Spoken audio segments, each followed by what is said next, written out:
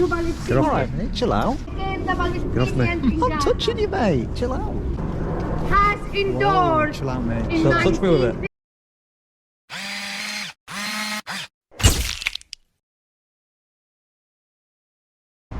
Yes guys, welcome back to the channel.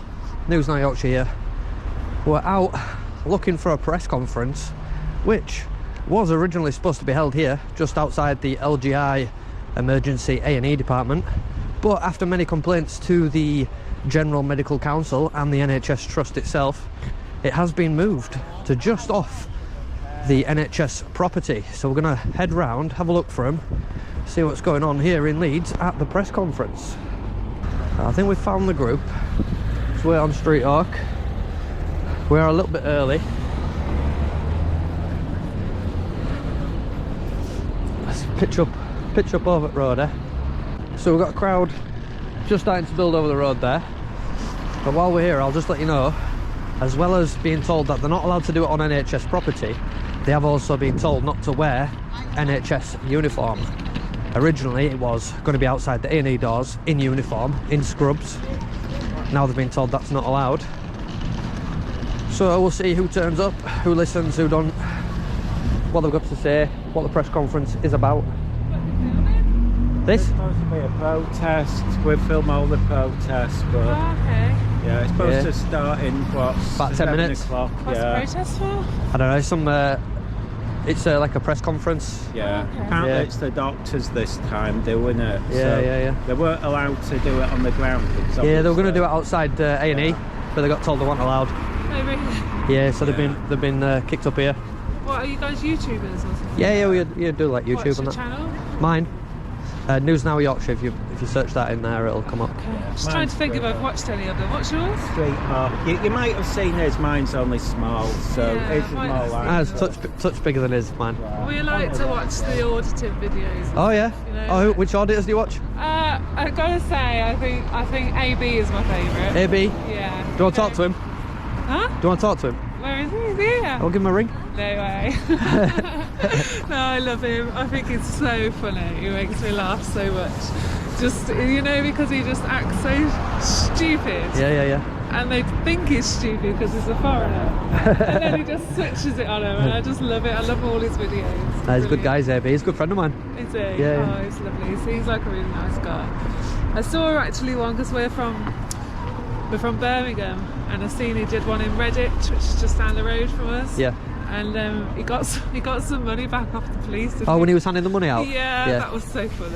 Yeah, That was a good video. That was that last Christmas. Yeah, I It was like Christmas time, I'm sure. Or one before, maybe. I'm not sure. Yeah, I'm sure it was Christmas time though. Yeah. Okay, so this is going to be on YouTube then. Is Yeah, it'll be on YouTube. You see yourself. Oh, God, no, please don't put me on AB there. Oh my watches them, God, he'll be able to see you. Don't put me Saying on how much he likes you, how much you like him. You can tell him I like him, but Oh, don't put me you on just told him YouTube. yourself. No. You just told him. Okay, I should have done what you've done and covered my face. Yeah. So what is it actually about then? It's so their protest is health workers for Palestine. Oh, okay. So they've got the doctors and health workers coming out. Okay. We're being filmed by Oh yeah, Are we goodies or baddies to them? they don't know. The problem is because they don't know, and instead of coming over like you did and finding out, Yeah. sometimes we get a bit of grief. So that's why we're over the road until it starts. Okay. So you're kind of impartial. Yeah, we try to be. We try to be. Well, I just need to go and check that my children haven't suffocated in the car, just in case the police are watching. You'll get a bit of come back.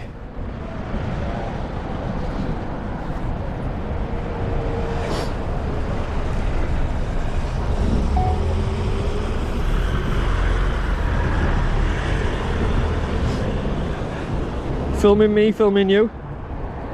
Well, if they're filming us, they can't complain at them filming us. Exactly. Let's have a look at this sign. What's this sign say? International Day of Commemoration and Dignity for Genocide Victims and Prevention of this Crime. 10th of December. Guys, I thought it was a press one anyway. So She should be holding it the other way. Come on, amateur moves this. Amateur moves. That's better. She's done it the other way around. See, she's got it the other way around now. Oh, that's what you're talking. A bit louder. Yeah, she's got it the other way around now, look. She's she must have heard me. She had a quick photography lesson.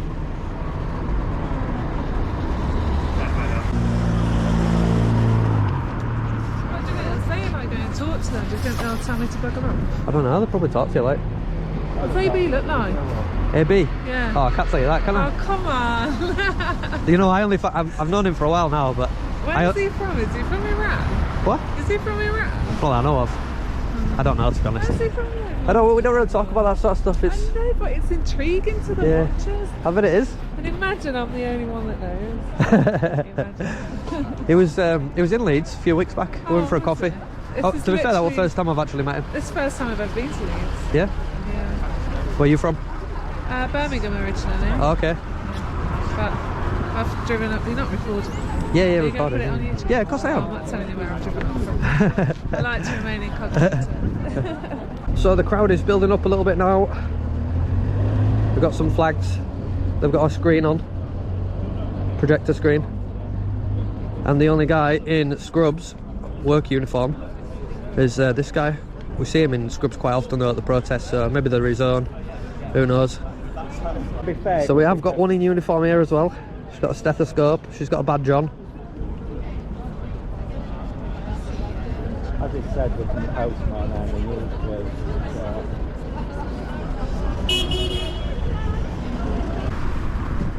Good evening, everybody. Thank you so much for being here. My name is Sahara Wadallah, a GP, a healthcare worker in Sheffield.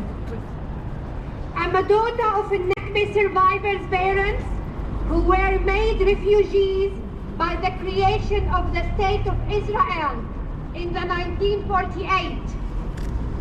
My parents, like hundreds of thousands of Palestinians, were forcibly expelled from their towns and homes. The ongoing Nakba in Gaza now has displaced the rest of my extended family several times from the north to the south of Gaza.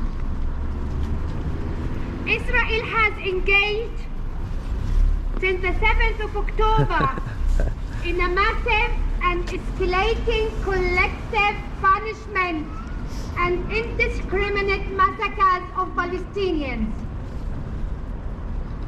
The killing of hundreds of healthcare workers in Gaza, targeted, deliberate attacks on healthcare infrastructures, including the besiegement, invasion, destruction of hospitals and essential medical equipment, resulting in significant depletion of healthcare workforce, obstructing the provision of life-saving, preventative, curative medical care for my people,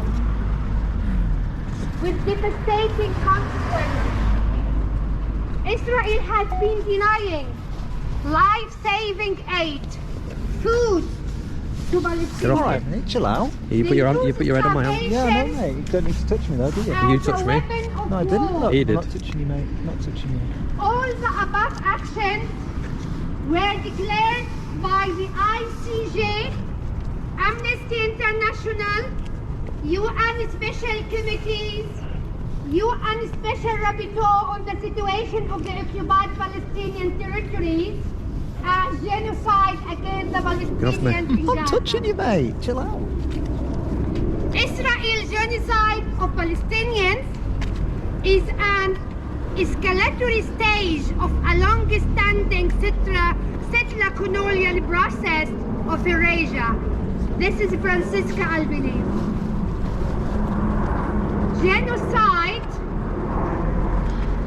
is a criminal act under the Genocide Convention, which Israel has endorsed chill out, mate. in So touch me with it. 1950, I'm not touching you. a year after its creation.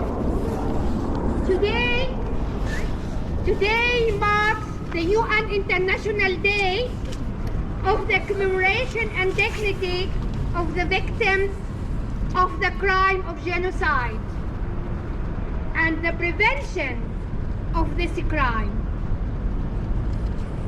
Convention signifies the international committee's commitment to never again. Never again means never again. Let me introduce our first speaker. We have the honor to have Dr. Najib Rahman, who as a trustee of Doctors Worldwide, a humanitarian worker, he is a witness of an experience in conflict zone, Haiti, and actually I was talking to him in several areas. Please all welcome with me Dr. Rahman.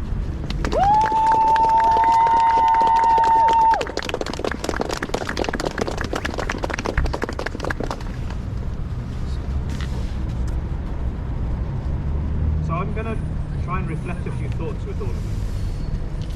One of the first things is say, well, why are we actually here today? And my colleague alluded to it already. In September 2015, so not that long ago, the UN General Assembly adopted Resolution 69323, confirming the decision to proclaim the 9th of December as the International Day of Commemoration and Dignity of the Victims of the Crime of Genocide and the Prevention of this crime. So that's why we're gathering on this occasion to commemorate that. Within this resolution, because people have challenged and asked, well, what is our role in this and why do we have to commemorate this day? Within this resolution, there's an encouragement for all member and observer states, all organizations of the UN system, other international and national organizations and regional organizations. Don't get too close to me. And importantly, civil society, non-governmental organizations and individuals, so that's where we come in, to observe this day in order to raise awareness of the Convention on the Prevention and Punishment of the Crime of Genocide, and its role in particular to raise awareness to combat what this crime actually means. So I say, okay, we're gathering because of that UN resolution that says we can do this. But then what exactly does this convention say? All the protests. The convention was put into place in response to the crimes and atrocities following the Second World War. Adopted in 1948, 19 articles form part of this convention. And it recognizes that genocide is a crime, is contrary to the spirit of humanity in the civilized world, and it encourages international cooperation, and it describes it to liberate mankind from this odious scourge. That's the kind of language used on the official documents that recognize genocide in such egregious terms. No, you don't have the right. If you're taking a picture of me, I'll So take Article 1. I'm not in your face. I think it's really important we just know what this means for us, is that genocide is We'll step away from you. either in a time of peace or war, and it's considered a crime under international law. And it constitutes killings of members of a group, causing serious bodily harm or mental harm to members of a group, deliberately inflicting on a group conditions of life calculated to bring about its destruction in part or in whole, imposing measures intended to prevent births within the group, and forcibly transferring children of a group to another group. So the convention helps to tell us what genocide is and how we understand it. So you might say, well, okay, well, what has this got to do with health and humanitarianism? But these two issues are intricately embedded. Humanitarianism is focused on the alleviation of suffering and the preservation of life with dignity. And provision of healthcare strives to achieve this, right?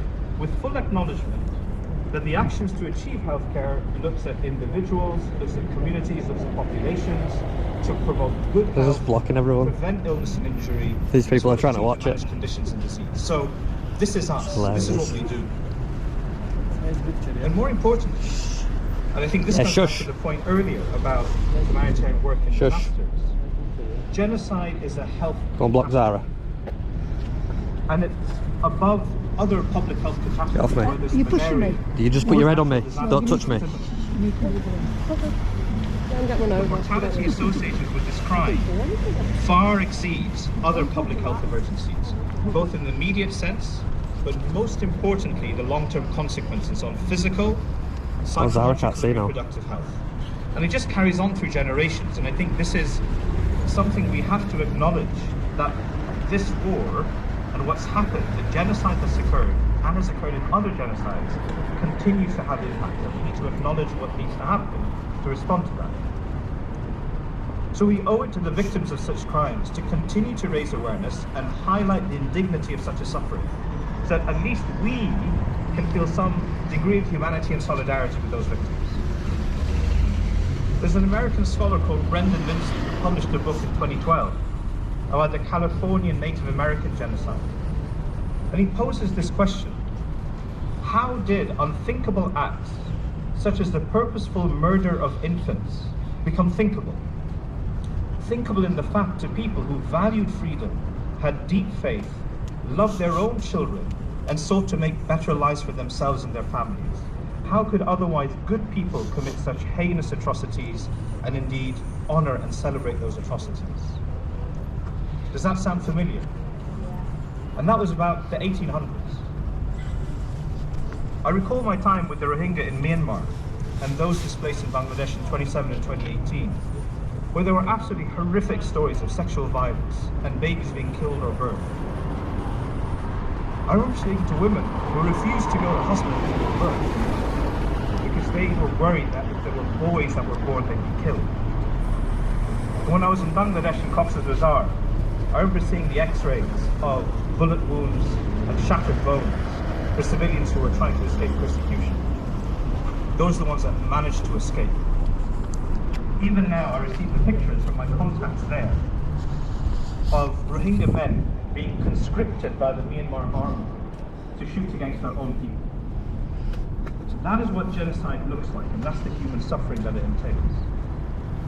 In Sudan, we witnessed a hugely neglected humanitarian crisis, where violence continues and has displaced more than 11 million people, and where 14 million are starving with acute hunger, and where cholera outbreaks now ravage some of the camps. I illustrate this because it shows how far-reaching the health consequences are, beyond just the immediate injuries and the death as a result of genocidal violence.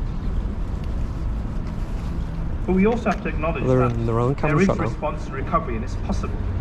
With the right conditions and with accountability, hope can be restored. During my time in Rwanda, I witnessed the power of unity and reconciliation as a national strategy to bring together the establishment of local tribunal systems to hold people to account, peace education and promotion of shared values. But that journey was not without its difficulties. And these paths to peace, as we can see, are littered with obstacles. But as health workers, I think we really have to strive for that ideal of unity. And in doing so, we have to accept that what we see as the impacts of war and violence to people are something we have to address.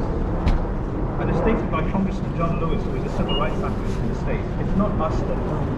It's not now. Thank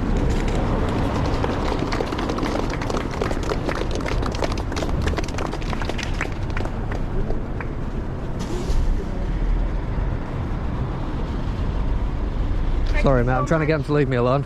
I thought if I stand with you, I might be alright. Our next speaker would have been Dr. Sultan, Junaid Sultan, who is a vascular surgeon. He was a volunteer for Fajr Scientific. In his behalf, we will have Naomi to state his statement and his witness of the literally ruining their own shot. Ridiculous. Naomi.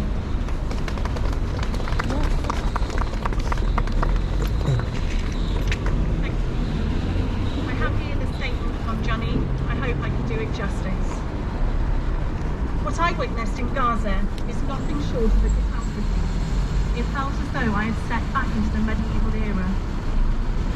The healthcare infrastructure has been completely obliterated.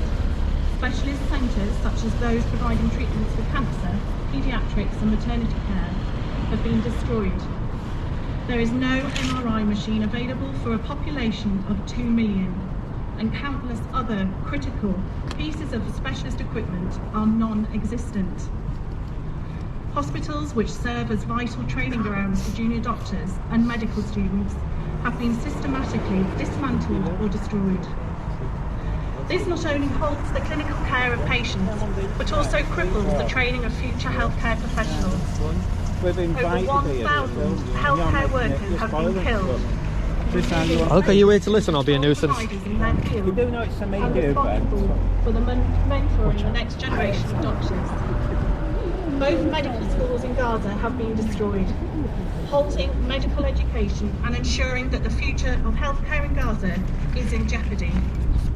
This is deliberate destruction of healthcare infrastructure, combined with the disruption of medical education and training.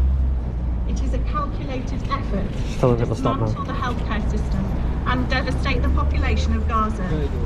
It amounts to genocide.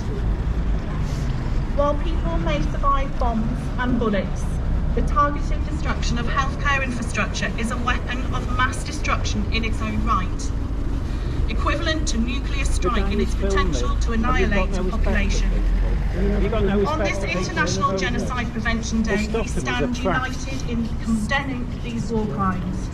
The international community, along with assault. Can you global get off it, medical please? institutions, Off that! break their silence, Off that! Sorry, take a just firm that's stance not and allowed. act decisively to prevent this genocide and hold those responsible accountable. Just watch the thing, man. Thank you.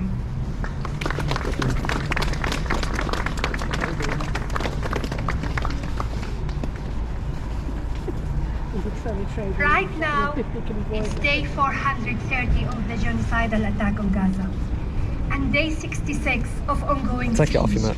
on the north. So far, more than 1,000 healthcare workers have been killed. 1/3 of those confirmed killed are women. 264 of healthcare workers were detained unlawfully. 4 of those were killed while they were in the captivity of the Israelis. I'm going to introduce our next speaker, Dr. Abdelal Al-Farra, who is consultant emergency and family medicine, and he got experience of someone who was impacted by events in the occupied Palestine.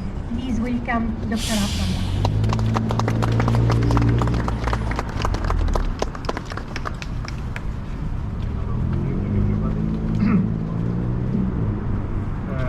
We are here today to mark the International Day of Commemoration and Dignity for Genocide Victims and Prevention of this crime.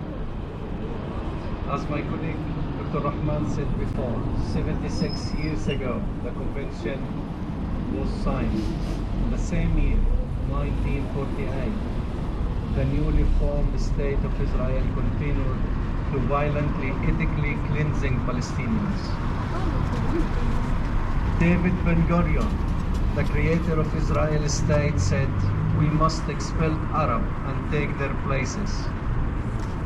Only partially successful, ordering and ethically cleansing 80% of Palestinians, which means 20% of us still remain in Palestine. We gather in the world that often speaks about never again, yet repeatedly watch it, targeted, unfold. I am Abdelal Al-Farra, Palestinian doctor from Gaza and the son of Nakba survivor. My family story is not unique. It is the story of millions of Palestinians, deeply scarred by the unbearable weight loss of their families. I carry with me the stories of 85 members of my family that been taken from us in Gaza. Their voices, their laughter, their dreams extinguished. Among them were children, little ones, whose faces I will never see, whose lives I will never know, whose tiny hands will never hold the futures they deserve. I remember their names. I remember their names and imagine the future they could have had, future that were stolen by violence, by injustice, by a world that seemed to have forgotten its humanity. These children will never celebrate a birthday, never learn to ride a bike, never will walk through the streets of Gaza, laughing under the sun. For them will be no tomorrow. And yet, this is not just my tragedy. It is the shared pain of millions of Palestinians that is scarred for 76 years displacement, apartheid, and oppression. It's shared by countless of families who have suffered under the shadow of genocide. Palestinians who are facing the most brutal genocide. You are aware that every 30 minutes a child is being killed in Gaza. It hurts, visceral level, to be abandoned by the war, to see our government, our institutions so silent.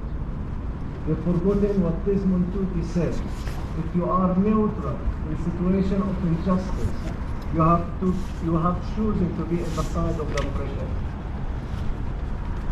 The pain we carry is universal. It's a testament of the worst of human cruelty.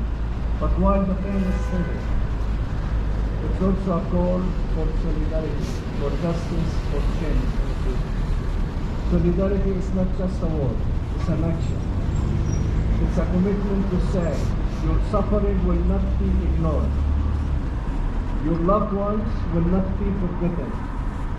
The people of Gaza and all of these enduring genocide around the world need your solidarity. They need your voice, your compassion, and your courage. The war has turned its back on them too many times, and the price of the indifference has been unbearable.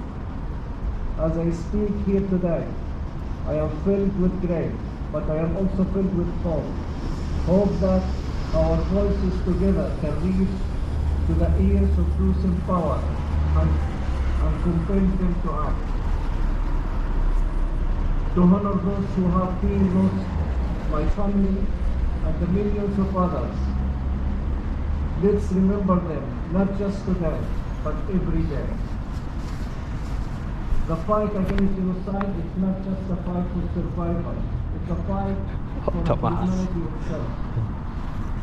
Let us You need two signs, stand together, united by our shared humanity, and declare that we will not remain silent on the face of just and unimaginable suffering. Because never again, we should take this imperative very seriously. Must mean never again for anyone, for Jewish people, for Congress people, for Bangladesh, Bosnians, Rohingya in Myanmar, Sudanese, and for Palestinians. Thank you very much.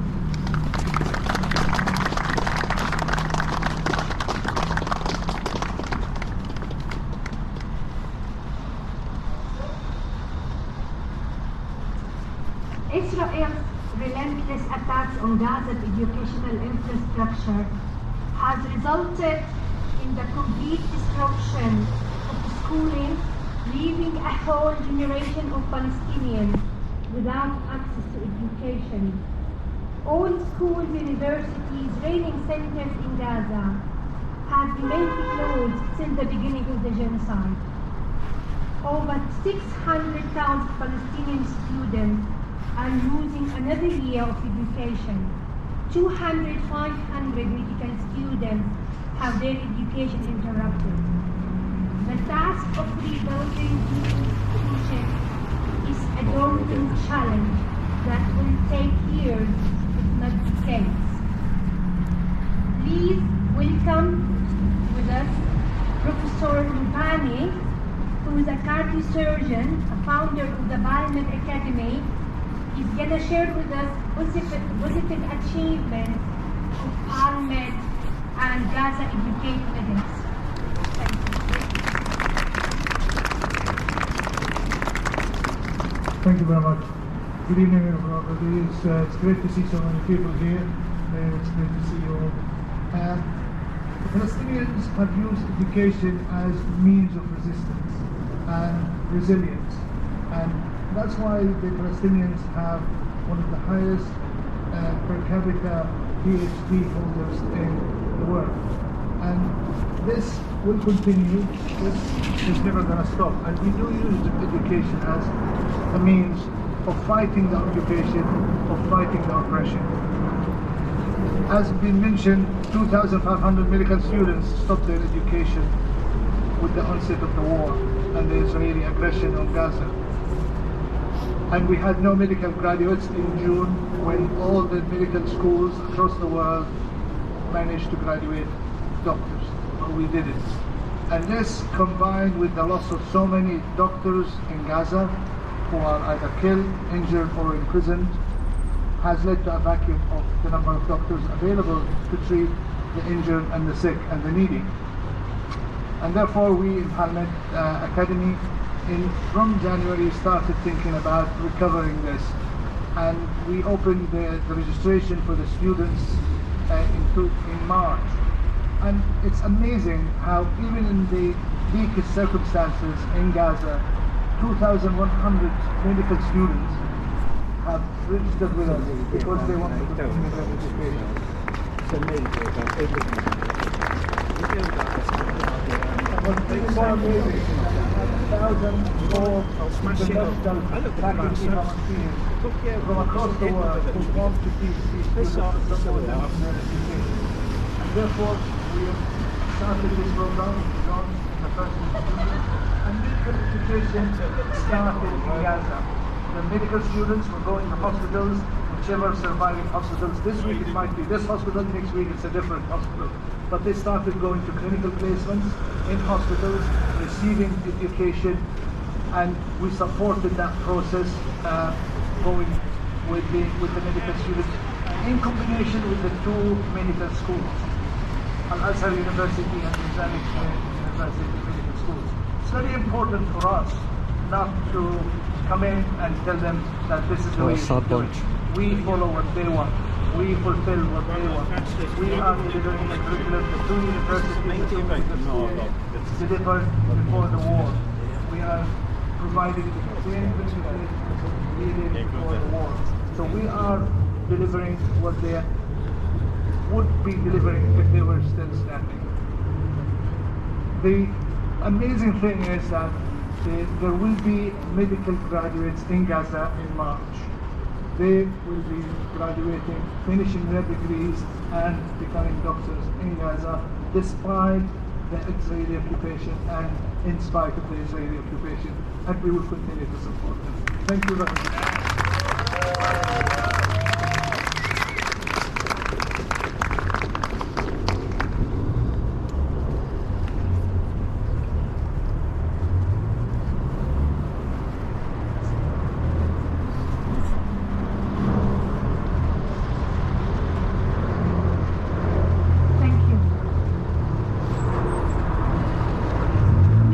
Healthcare workers, we bear a unique responsibility to amplify the cries of the suffering and expose the failure of the international community and especially the British government to impose effective sanctions that would compel the occupying power Israel to cease its genocide war.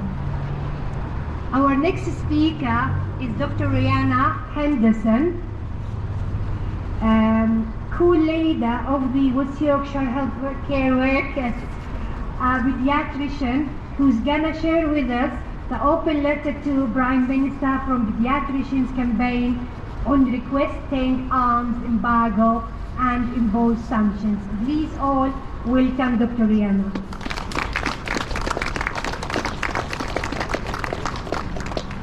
Very much, Sahar. That's very kind of you. And thank you all for coming and joining us tonight in such a cold, freezing night.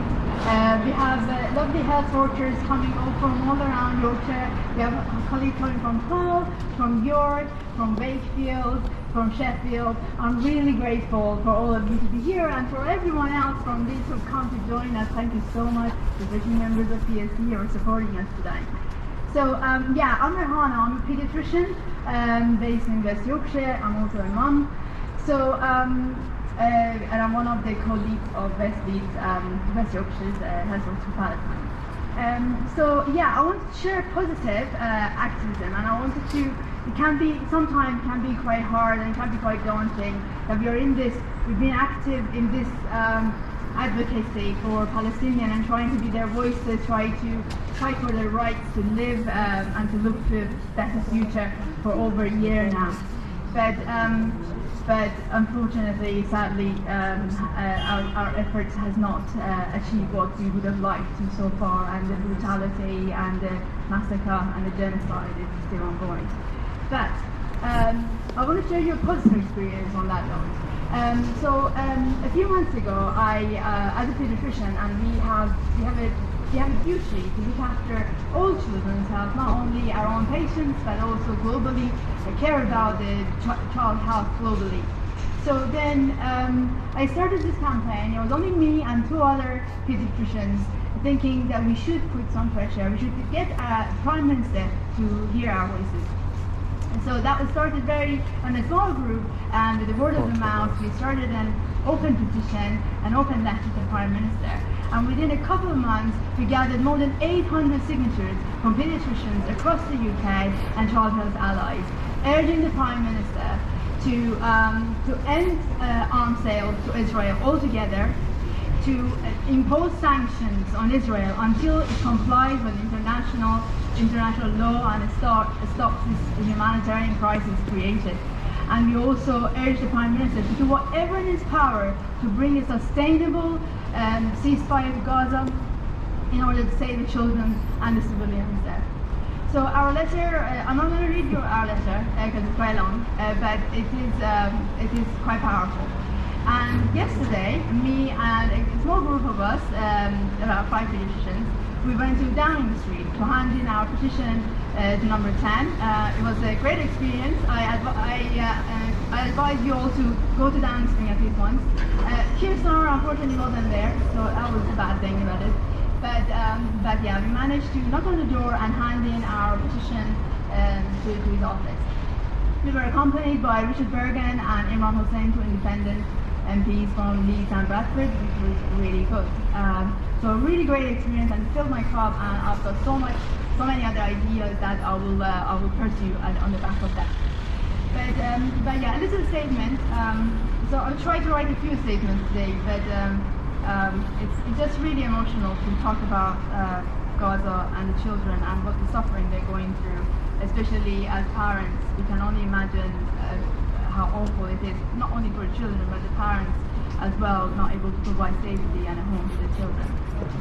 So imagine waking up every day, not knowing if you will be able to go to school, play with your friends, or even feel safe in your own makeshift tent. Many children in Gaza experience this fear. They're just like our children. They want to laugh, learn, and live without worry, without a fear. And let us not forget the power of kindness and compassion. We are all part of a big family.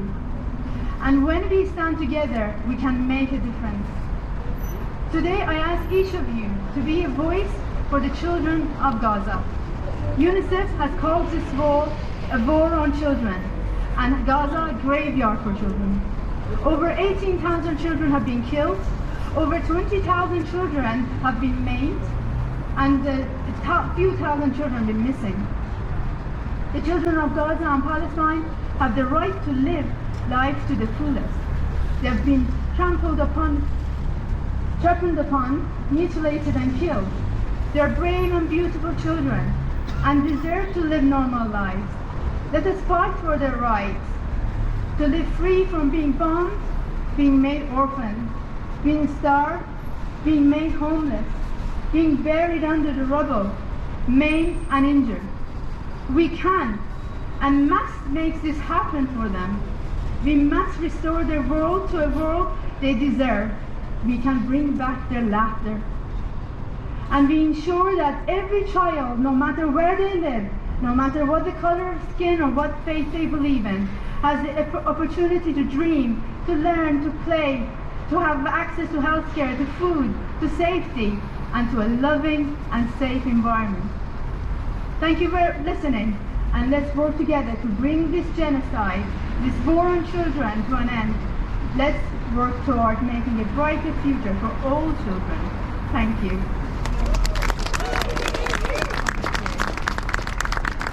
And with this long speech, I think our night has come to an end. Thank you so much for coming. Safe journey back. And if you're taking any videos on film, please share it with us. And we can, we will. We'll definitely share it with you. And publish on our social media. And you've been part of a big campaign. You've been part of 80 cities across the globe who've taken part in this press conference of humanitarians, talking to you about the genocide that's happening in Gaza and giving you their eyewitness statement. So thank you so much for making this happen and come from all around to be with us tonight. Thank you. Woo!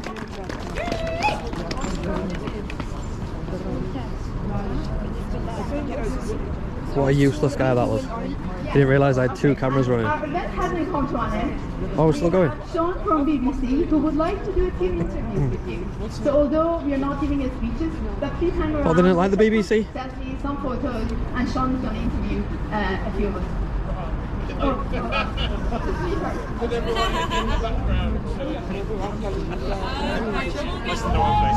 Could have sworn they weren't fans of BBC. They were out literally protesting there the other day. Now they've invited him along.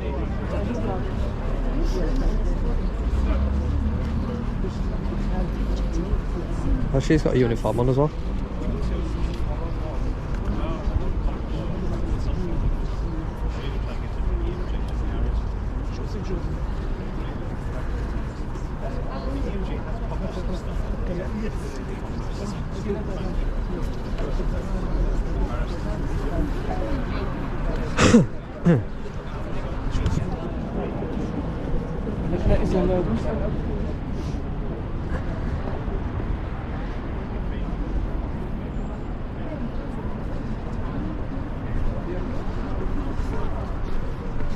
I thought they didn't like BBC.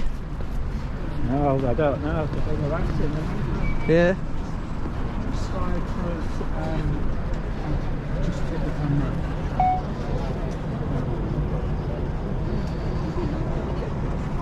You've been to Ghana? I haven't, no. Plenty of people here have. Yes. Yeah. And they, so obviously someone like Clinton, so if we just, sorry, I'm just picking up the phone.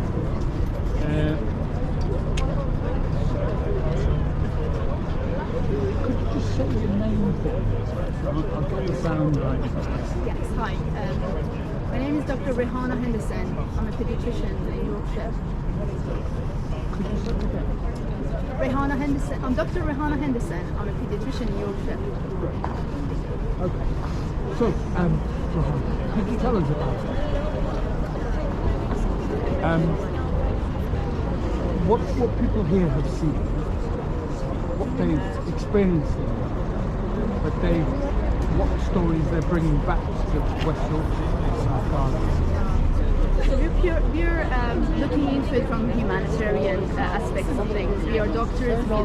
We look after civilians who've been injured and maimed, no matter what side of the conflict they are. So we are purely interested to see, to hear our colleagues who've been to Gaza, to see what the humanitarian situation is like back there. And the stories we're hearing is just absolutely terrible, as we have not heard anything like this in any conflicts before. The deliberate targeting of healthcare and healthcare workers and healthcare facilities. Over 680 times the hospitals have been bombed, hospitals have been seized, healthcare workers have been arrested or even executed on the grounds of the hospital for just the job they're doing. So I think it's very important that that these war crimes are documented and they are published, and the public, as well as our politicians and the leaders, are aware of them. So this is one of the reasons we gather here as healthcare workers to make sure that Gaza's healthcare voices are not forgotten, and that we monitor the situation and we try our best to be their voices and to be advocates. Some of us have been to Gaza as humanitarian workers, and the feedback, the stories that they give us are just in an unprecedented level. The war crimes have been committed on civilians, have not been seen anywhere like this before. So I think it's very important that that we make sure these voices are heard and these facts are getting out.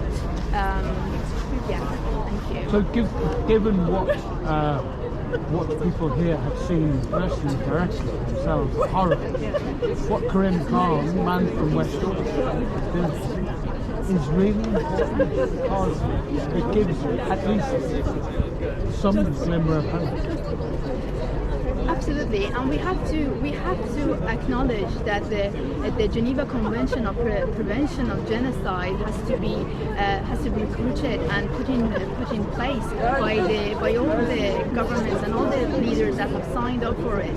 So it has to be taken seriously, and there must have been enough evidence gathered by the ICJ and by all the global justice organizations that the war crimes are being committed. So these are the reasons that arrest warrants like this that can ensure that leaders of the world, no matter where they live, no matter which country they're leading, are they follow the international law, and they do not commit war crimes. I think it's very important that this message is given across to the Israeli government that the international community is watching you, and there are, highly suspicious of a genocide being committed, and this should be prevented. Did you know that Karim Khan came from West Yorkshire? And what will people make of that? Because some people don't realise that he's from Wakefield, grew up in Wakefield, went to school in Wakefield. I must say I did not know that he came to Wakefield, but I'm extremely proud that he's from West Yorkshire, and it gives us hope, and it makes us stronger in our advocacy that one of us has managed to achieve such a high level of political and humanitarian gain to keep going on what we do and bring justice for Palestinians and for the Gaza. And if Netanyahu landed in Britain, obviously he would therefore face arrest because Britain has signed up to the ICC. But the Tory party are saying that they wouldn't enforce the arrest warrant. And the Labour Party are saying, well, they would. What's your message to the political party when in the context of the arrest warrants? Yes, my message, first of all, is to Mr. Keir Starmer. He's a humanitarian lawyer, and he will know the humanitarian law much better than me. I'm only a doctor. So my message to him is, please use your knowledge, your experience, your expertise in this field. You've led many ICJ and ICC criminal courts as a humanitarian lawyer. Please recruit this in your practice as a Prime Minister. And my message to all the parties and all the leaders is that please stop being complicit. Being not complying with international law when an arrest warrant has been issued means being complicit in a genocide. And we can't just sit and wait until the court confirms a genocide. Let's remember that the Geneva Convention is about prevention of the genocide. And this arrest warrant gives a message that the governments across the world would like to prevent this genocide from further development.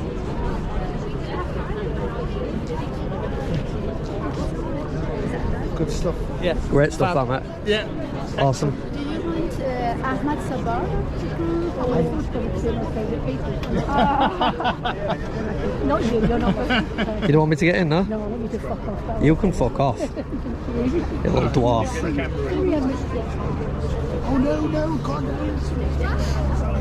We've all got busy lives. I was 16 with it the other month, and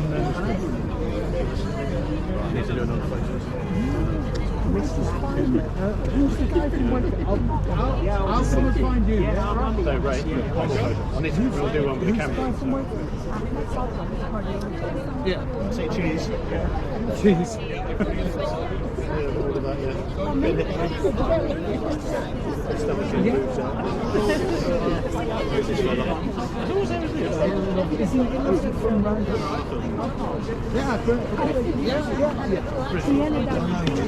Oh, well, you obviously did. Organising and doing everything. Thank you. Thank you. Sorry if I got in your way, mate, earlier. No, it's alright. Don't worry. The only way I could get a shot was filming your screen. But you know what? They were protesting you a lot of a day. BBC, they're outside building saying you're all horrible. Well, you know, if I get in trouble, whatever, you know. I don't know. They can't make their minds up, man. She said you were her favourite person, but she was out there every day protesting. Yeah, I know. I mean, I don't have to agree with the BBC, do I? You know what I mean? But are you not working for the BBC? Yeah, I do. Is this for them or no? Yeah. All right. Yeah. So, in January, we'll do a piece about Grim Khan. Right. Who's actually from Wakefield? Which I was just listening then. Yeah. Interesting not many stuff, people man. know that. Yeah. No, I didn't know that.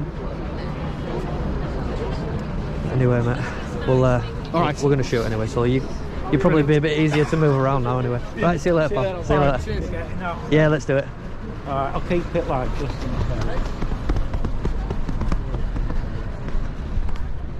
that Well, turned out fun, didn't interesting, that, wasn't it? Yeah. They hate the BBC, they love the BBC. What do they want, man? They call a press conference but don't allow no press. I know, that guy was a faff.